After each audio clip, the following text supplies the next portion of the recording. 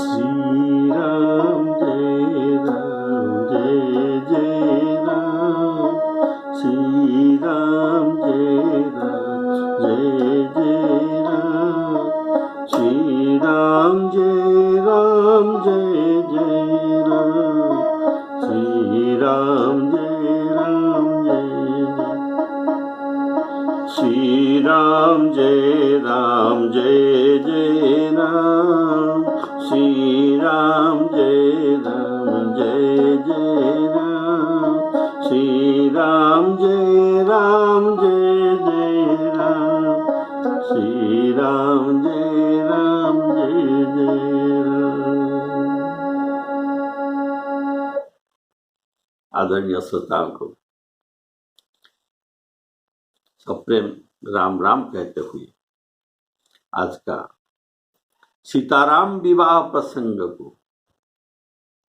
निमंत्रण करता हूं, तो ये प्रसंग प्यार से सुनते रहिए।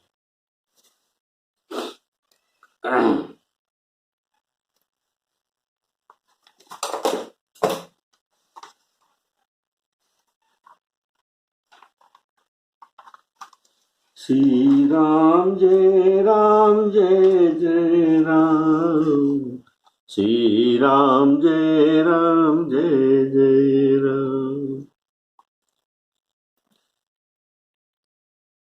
जनक जी ने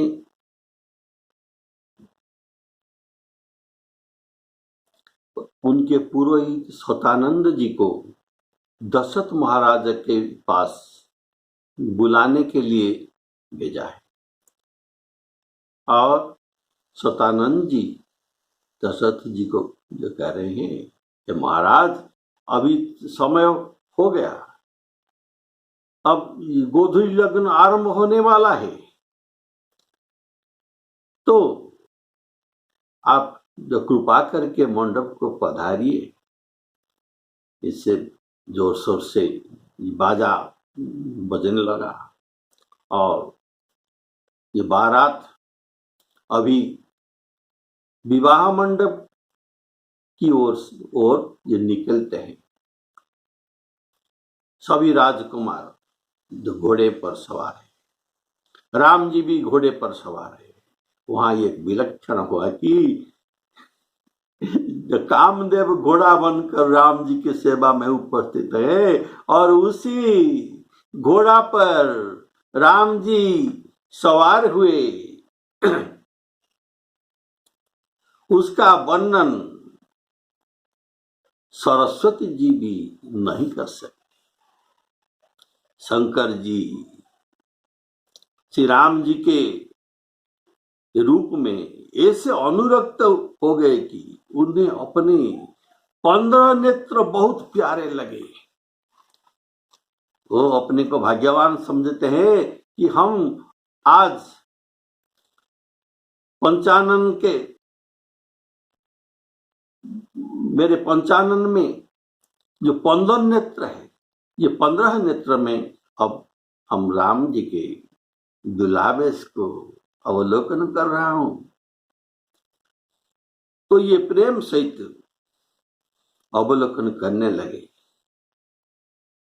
इसलिए अपने 15 नेत्र बहुत प्यारे लगने लगे। भगवान विष्णु ने जब प्रेम सहित श्री राम जी को देखा तो ये रमणीयता की मूर्ति स्वयं विष्णु जी और श्री लक्ष्मी जी के पति श्री लक्ष्मी जी सहित राम जी के रूप देखकर मोहित हो जाते हैं। श्री रामचंद्र जी की शोभा देखकर ब्रह्मा जी बड़े प्रसन्न होते हैं, पर अपने 8 नेत्र जानकर पछताने लगे। मैं 8 ही नेत्र में 4 मुख में उनका 8 नेत्र है।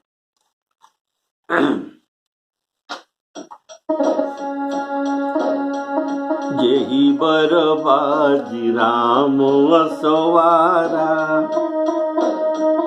जेहि बर बाजी राम असवारा, तेहि शारद न बरने पारा, शंकर राम रूप अनुरागी, नयन पंचदश अति प्रिय लागे।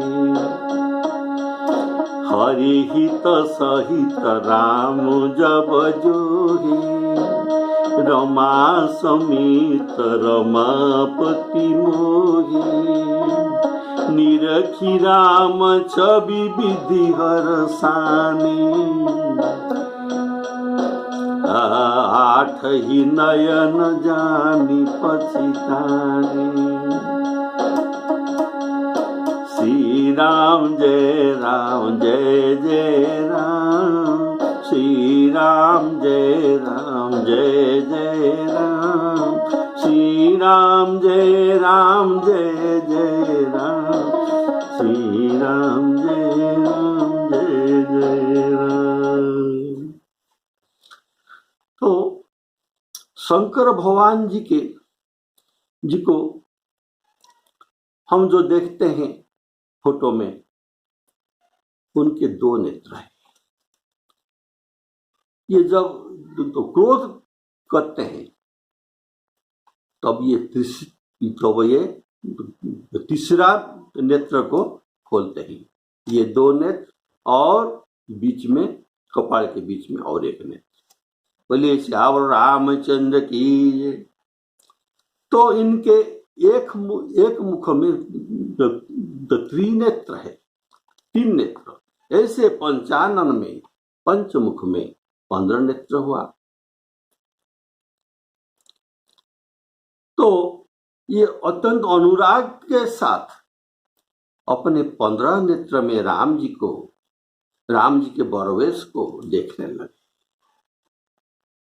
शिव जी के जो 3 नेत्र है, एक नेत्र है सूर्य, और दूसरा है चंद्रमा, और तीसरा है अग्नि नेत्र। जब क्रोध युक्त होते हैं तब ये क्या करते हैं? तब शिवती शरणयन उघारा, तब शिवती शरणयन उघारा, शीतवत काम भये उजरी छारा, श्री राम जय जय राम। ऐसे ये तीसरा नेत्र खोलकर कामदेव को भस्म कर दिए थे। तब अब क्यों ये तीसरा नेत्र खोल रहे हैं? ये तो अग्नि नेत्र है। उत्तर है, ये अब तीसरा नेत्र ये क्रोध से नहीं खोले, किंतु ये अनुराग में खोले, श्री राम जी को देखने के लिए, क्रोध में नहीं। इसलिए 15 नेत्र में देखने से उनके पंचानन में 15 नेत्र का अत्यंत सार्थक मानते हैं। उमा समेत रमा समेत रमापति मोही। रमा के अर्थ है रमणीय का मूर्ति, और श्रीपतिपुर वैकुंठ निवासी विष्णु भगवान अत्यंत सुंदर है। दोनों ही बहुत सुंदर है। रमा समेत रमापति भगवान विष्णु दोनों ही सुंदर है। इसलिए रमा समेत रमापति मोहे, ऐसे ये मोहित हो जाते हैं। ऐसे ब्रह्मा और विष्णु शिव मोहित होने में कोई आश्चर्य नहीं। ब्रह्मा विष्णु और शिव राम जी को देखकर मोहित होते हैं, इसमें कोई आश्चर्य का बात नहीं। कारण राम जी के अंश में अनेक ब्रह्मा, अनेक विष्णु और अनेक शिव उत्पत्ति होते हैं।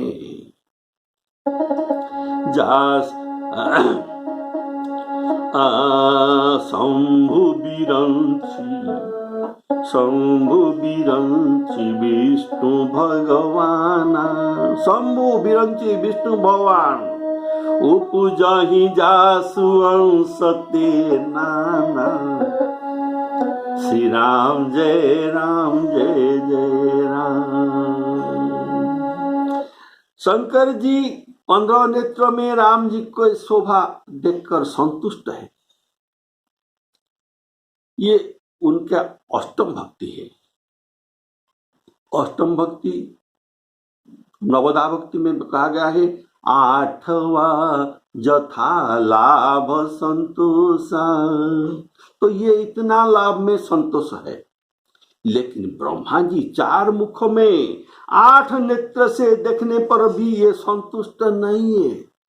कारण उनके सामने और उनके पास में शिव जी 15 नेत्र में राम जी को देखते हैं। तो ये इसलिए उनको ईर्ष्या होते हैं, इसलिए ये संतुष्ट नहीं है ब्रह्मा जी। तब देवताओं के जो स्वामी, देवताओं के सेनापति, ये है स्वामी कार्तिकेय जी। कार्तिकेय जी के हृदय में बड़ा उत्साह अभी है राम जी को, राम जी के बरवेश को ये देखते हैं, दुलावेश को देखते हैं। क्योंकि ये ब्रह्मा जी से 1.5 गुना, ब्रह्मा जी 8 नेत्र में देखते हैं और कार्तिकेय जी महाराज ये जो 1.5 है अर्थात 12 नेत्रों में ये देख रहे हैं। इसलिए उनके मन में बड़ा उत्साह है और ये अपने को धन्य मने करते हैं। मैं राम दर्शन में अपना 12 नेत्र का लाभ उठा रहा हूं। तब इंद्र राम जी को देखते हैं। सुजान इंद्र अपने 1000 नेत्र से श्री रामचंद्र जी को देख रहे हैं और गौतम जी जो इनको शाप दिए थे, जब ये अहल्या को हरण किए थे इंद्र जी ने, तो गौतम जी उनको देख लिया और उनको शाप दिया कि तुम्हारे ये लंपट बुद्धि के कारण मैं तुमको अभिशाप देता हूं, तुम्हारे शरीर में 1000 जोनी हो जाए। तो इंद्र जी ने उनको प्रार्थना किया, ये मेरा बड़ा भूल हो गया, मैं आपसे क्षमा प्रार्थना चाहता हूं, मुझे कृपा कीजिए। तो संत मुनि जो कृपा करके उनको बोले, देखो ये तुमको मैं जो अभिशाप में दिया है 1000 जोनी का जो चिन्ह तुम्हारे शरीर में, तुमको इसी से आगे बहुत लाभ होगा। तो इंद्र जी पूछे तो कैसे? तो बोले जब राम जी के अवतार होगा और राम जी के बरवेश को तुम विवाह के उत्सव पर देखोगे, तब तुम्हारे ये 1000 जोनी चिन्ह ये 1000 नेत्र में परिणत हो जाएगा और तुम अपने को बहुत भाग्यवान मानोगे। अभी वही घटना हुआ। तो ये अभी 1000 नेत्र में राम जी के दुलावेश को देखते हैं और अपने को धन्य मानते हैं। बोले श्यावर रामचंद्र की जय। अब सभी देवता इंद्र से ईर्ष्या कर रहे हैं कि आज इंद्र के समान भाग्यवान दूसरा कोई नहीं है। गौतम ऋषि ने इंद्र को शाप, बोलिए श्यावर रामचंद्र की जय। श्री रामचंद्र जी को देखकर देवगण प्रसन्न होते हैं और सब भी भाग्यवान है, लेकिन श्री राम जी को और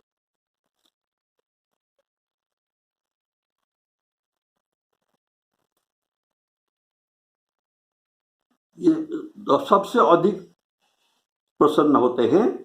इनमें से देवगणों से इंद्र प्रसन्न होते हैं, कारण किसी भी देवता के 1000 नेत्र नहीं था। तो और दोनों राजाओं के समाज अर्थात दशरथ जी के समाज और जनक जी के समाज ये विशेष हर्ष छा रहे।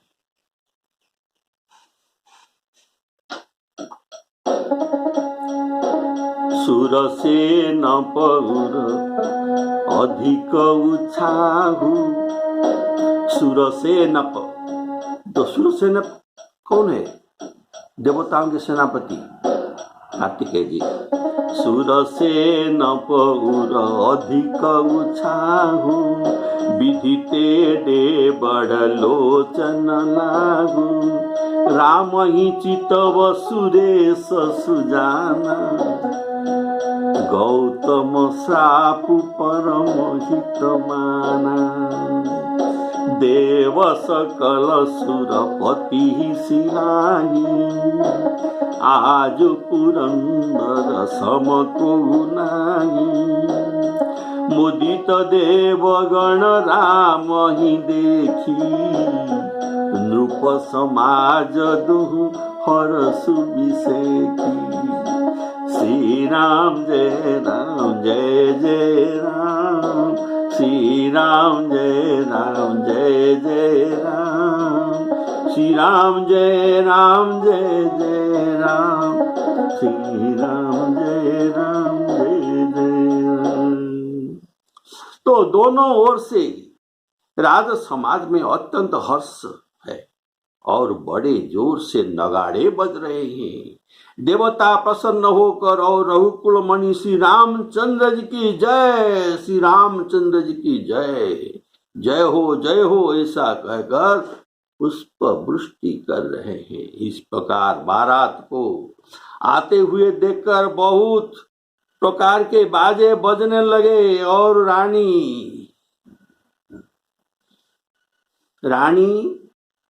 सुनैना जी और वो सुहागिनी स्त्रियों को बुलाकर सब मिलकर राम जी को परिछन के लिए मंगल द्रव्य सजाने लगे। बोले श्यावर रामचंद्र की जय। अनेक प्रकार से आरती सजकर और समस्त मंगल द्रव्य की समस्त मंगल द्रव्य को यथायोग्य सजाकर गजगामिनी उत्तम स्त्रियां आनंद पूर्वक श्री राम जी के परिछन के लिए चली। अति हर सुराज समाज दुहु दिशी, दुंदुभी बाजहि घनी। अति हरस राज समाज दुहु दिशी, दुंदुभी बाजहि घनी। बरसहि सुमन सुर हरसि कहि जय, जयति जय रघुकुलमणि। श्यावर रामचंद्र की जय। यही भांति जानी बरात आवत, बाजने बहु बाजही। रानी सुआसिनी बोली परिछनी, हेतु मंगल गावही। श्री राम जय राम जय जय राम, श्री राम जय राम जय जय राम, श्री राम जय राम जय जय राम।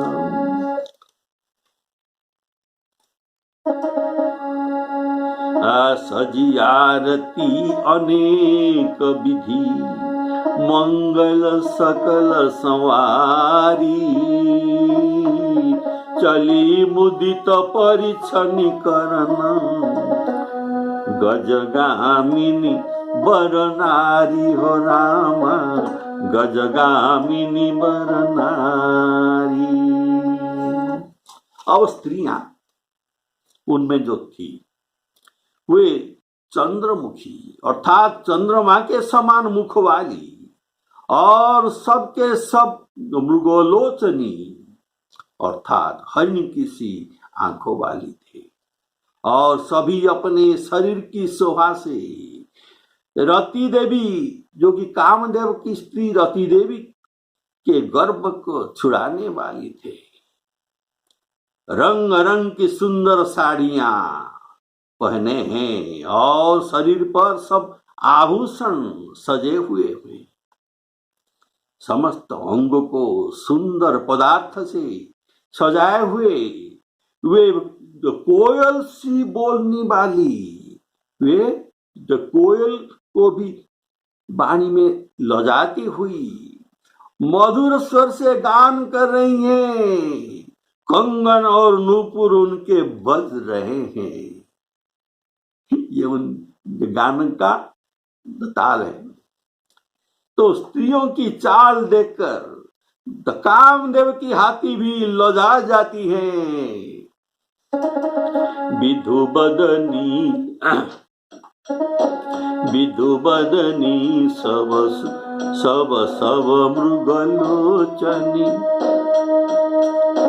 सब निज तन छवि रति मदमोचनी, पहिरे वरन वर चीरा वस्त्र, सकल विभूषण सजे शरीरा, सकल सुमंगल अंग बनाई, करहि गान कल कंठी लजाई, कंकन किंकिनी नूपुर बाजही, चाली बिलोकी काम गजला जही।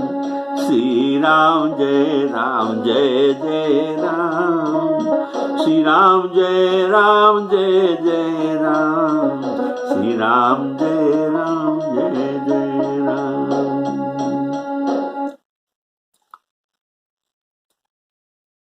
सकल विभूषण सजे शरीरा, स्त्रियों ने सकल प्रकार विभूषण उनके शरीर में सजाए थे। इसका भाव है ये सजाने में नूपुर, किंकिन, चूड़ी, अंगूठी, कंकण, बिजायट अर्थात बाजूबंद, हार, कंठश्री, बेसर, बिरिया, टीका, सीताफुल ऐसे 12 प्रकार आभूषण से सजाए हुए थे। बोले श्यावर रामचंद्र की जय। और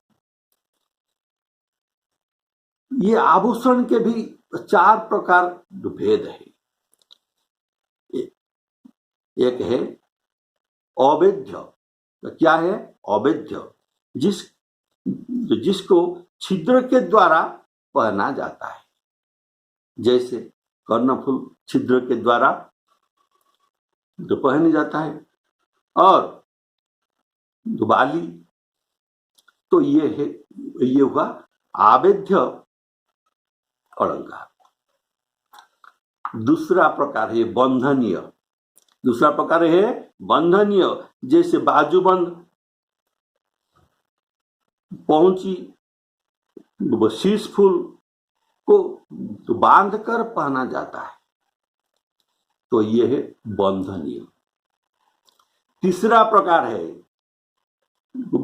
खेप्य। खेप्य अर्थात ये अंग को आभूषण में डालकर, अंग को आभूषण के अंदर डालकर ये पहना जाता है, जैसे जकड़ा, हाथ को पहले जकड़ा के अंदर डालकर फिर पहना जाता है। चूड़ी, अंगूठी, ये सब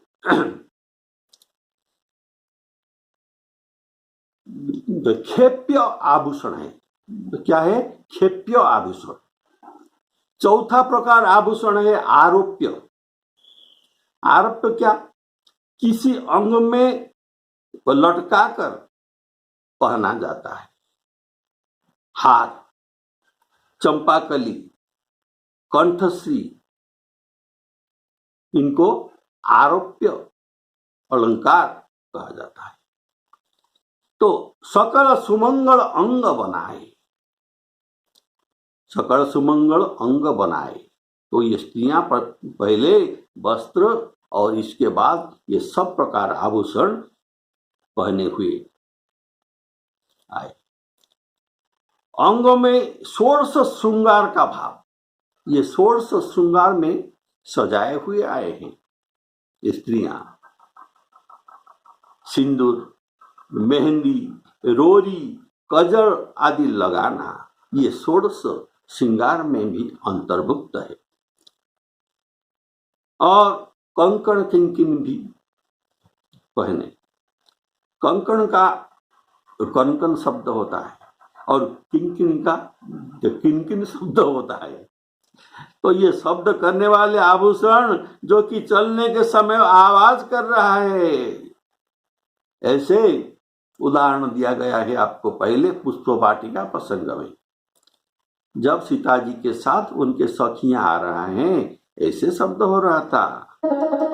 कंकन किंकिनी नूपुर धुनि सुनी, कंकन किंकिनी नूपुर धुनि सुनी, कहत लखन सन राम हृदय गुनी, मानहु मदन दुंदुभि दिन्नी, मनसा विश्व विजय चहकिनी। श्री राम जय राम जय जय राम। ऐसे अनेक प्रकार के बाजे भी बज रहे थे। आकाश में बाजा बज रहे थे और नगर में भी, दोनों स्थान में सुंदर सुंदर मंगलाचार भी हो रहा था। सची, इंद्र की स्त्री इंद्राणी, सरस्वती जी, लक्ष्मी, पार्वती और जो स्वभाव से ही पवित्र और सयानी देवांगनाएं भी थी। वे सब अपने वेश में नहीं, ये कपट नारी वेश में, सुंदर स्त्री होकर सुंदर नारी के वेश में, कपट में सुंदर वेश बनाकर जाकर रानीवास में मिल गए और मनोहर वाणी से मंगल गीत गाने लगी। सब कोई हर्ष के विशेष बस में थे, अतः किसी ने किसी को पहचानते नहीं, सबके आनंद में आनंद है और इसलिए ये किसको पहचाना भी नहीं चाहते।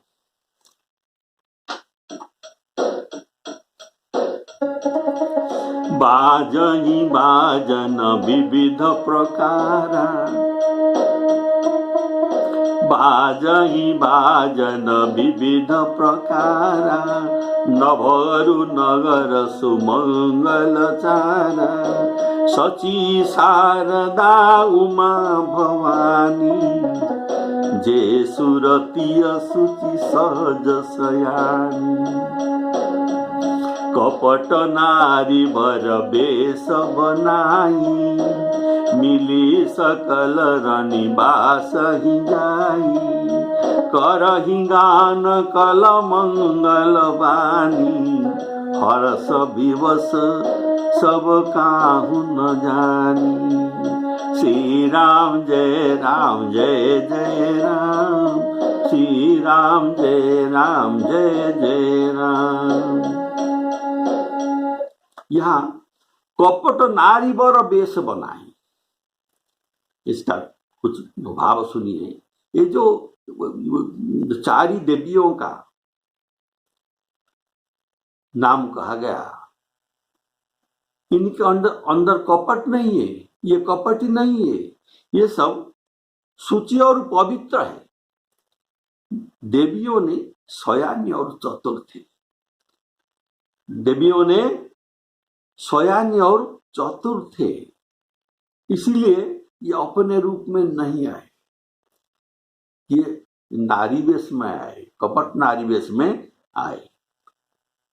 ये श्री राम जी किस लिए आए ना, ये श्री राम जी के दर्शन अच्छी तरह से और अत्यंत समीप में करने के लिए रनिवास में आकर मिल गए। कौन किसे जाने, कौन किसे पहचाने, आनंद के बस हुई सब दुल्हन, सब दुल्हा बने हुए ब्रह्म को प्रसन्न करने चली। मनोहर गान हो रहा है, मधुर मधुर नगाड़े बज रहा है, देवता पुष्प वृष्टि कर रहे हैं, बड़ी अच्छी शोभा है। आनंद कंद दुल्हा कंग जल द जल देने वाले। तो ये दुल्हा आनंद के जल देने वाले हैं। आनंद इसलिए कहा गया आनंद कंद दुल्हा को देखकर स्त्रियां हृदय में हर्षित हुई। उनके कमल सरीखे नेत्रों में प्रेमाश्रु का जल उमड़ आ रहा था और सुंदर अंग में पुलकावली छा गई। बोलिए श्यावर रामचंद्र की जय।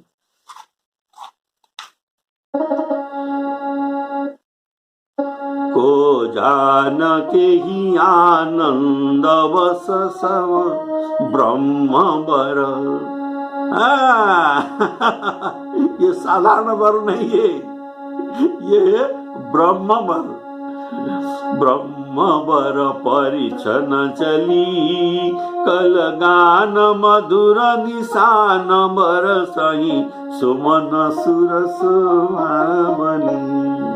आनंद कंद बिलो की दूलहु सकल हिय हरसित भई।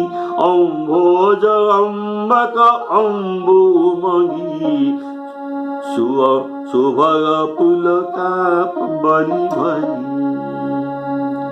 सुभग पुलका बलि छई। यहाँ नया नया स्त्री लोग आए हैं। ये नया स्त्री लोग कौन है? ना कपट नारी वर बेश बनाई देवियों ने आए हैं। तो उनकी परिचय भी पूछना चाहिए, लेकिन उनकी परिचय कोई भी पूछती नहीं थे, कोई भी पूछती नहीं। कारण स्वयं सरस्वती सभी के जीवा पर बैठकर सबके बुद्धि बदल दिए कि तुमको इनका परिचय पूछना नहीं है, इसलिए कोई भी पूछ नहीं रहे। बोलिए श्यावर रामचंद्र की। तो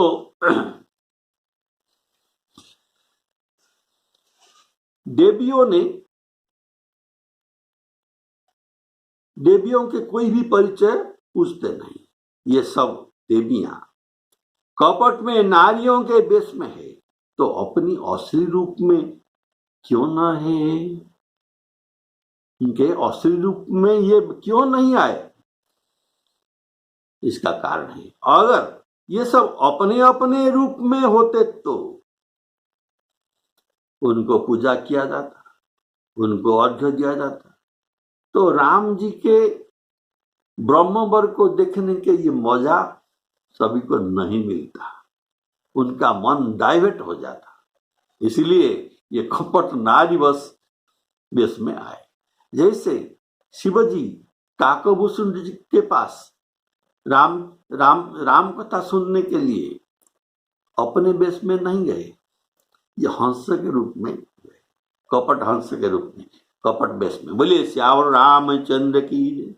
तो विवाह के उस रंग को भंग हो जाता। ब्रह्मवर को प्रसन्न करते हुए सभी को ब्रह्मानंद प्राप्त हो रहा था, अर्थात सभी के दृष्टि ब्रह्म दुल्हा के ऊपर और ध्यान परिच्छनि में, ध्यान है परिच्छनि में और दृष्टि है ब्रह्मवर को देखने। इसलिए स्त्रियों का प्रचार उच्चार करने के लिए भी कोई मौका नहीं था। आनंद कंद ब्रह्म दुल्हा को देखकर सबके नेत्र में जल, शरीर रोमांचित,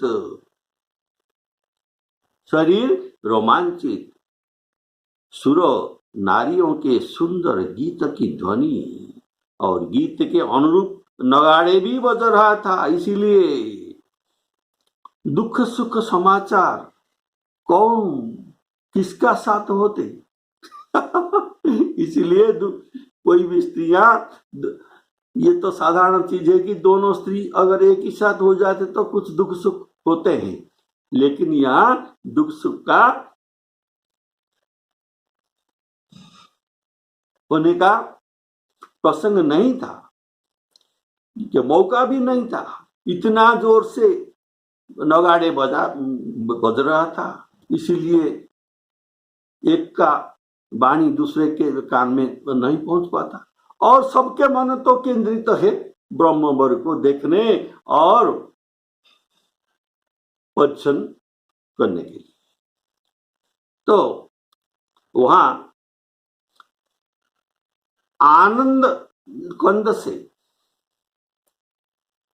पहले का कंद का अर्थ क्या है? जल देने वाले अर्थात मेघ।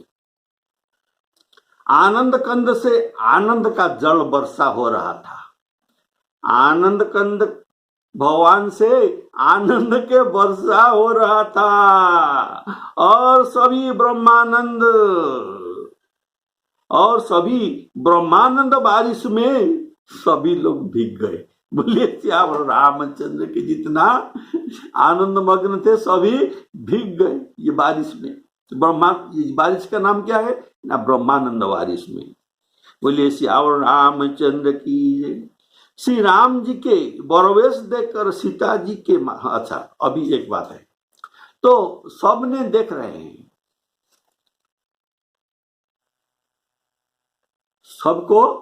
सबने ब्रह्मानंद पा रहे हैं।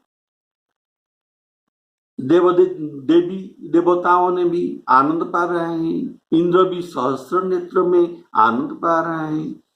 अभी कहिए कौन इसमें अधिक आनंद हो रहा है? इसमें अधिक आनंद हो रहा है सुनयना जी, सीता जी के माता। तो श्री रामचंद्र जी के बरवेश देखकर सीता जी के माता सुनयना जी के मन में जो आनंद हुआ, इसे हजार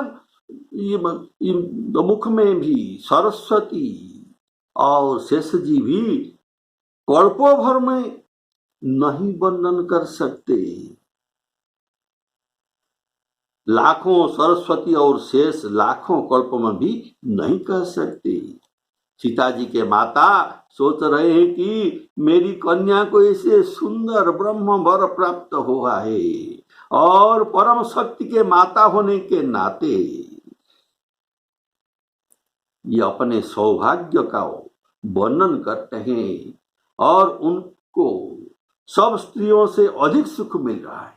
बोलिए श्याम रामचंद्र की जय। वहां दूसरे स्त्रियों ने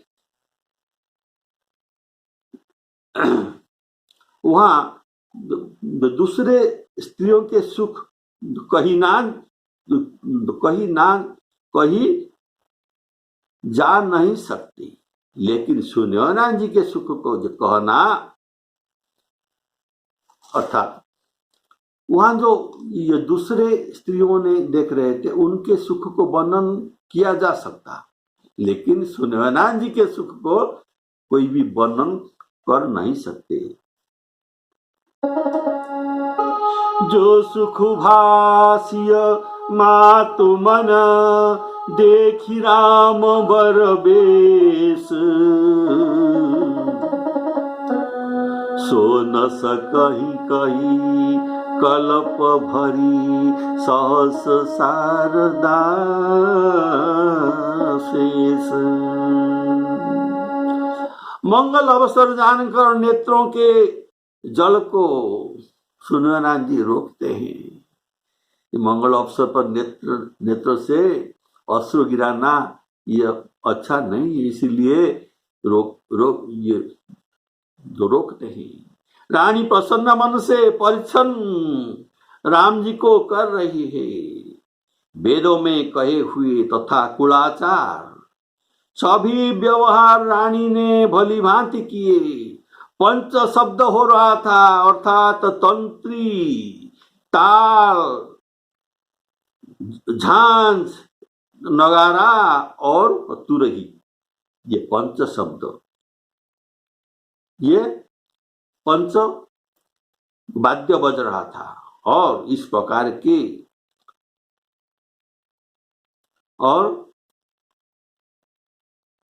पंचध्वनि भी हो रहा था। ये था पंचवाद्य। तो पंचध्वनि क्या है? ये पंचध्वनि है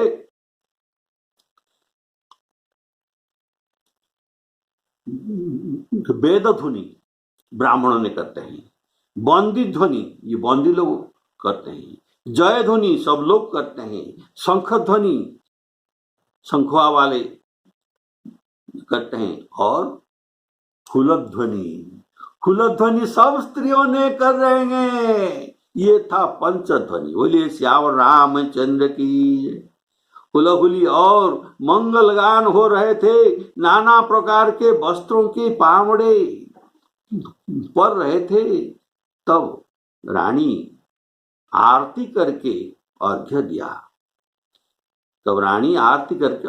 तब श्री राम जी मंडप को गमन किया। आरती होने के बाद राम जी मंडप को गमन किया। नयन नीरु हटि मंगल जानी, परिछनि करहि मुदित मन रानी। वेद विदित अरुकुल आचारु, किन भली विधि सब व्यवहार। पंच शब्द ध्वनि मंगल गाना, पड़े पाव पट पट पावड़े परहि विधि नाना। करियारती रघुति नदीना, राम गवन मंडप तव कीना। अर्थात घोड़ा के ऊपर बैठने समय में रानी राम जी के परीक्षण करती है। परीक्षण के बाद राम जी घोड़ा से उतरने पर पावड़े पड़ती है। तो घोड़ा के ऊपर बैठने का समय जो आरती होता है वह प्रथम आरती है।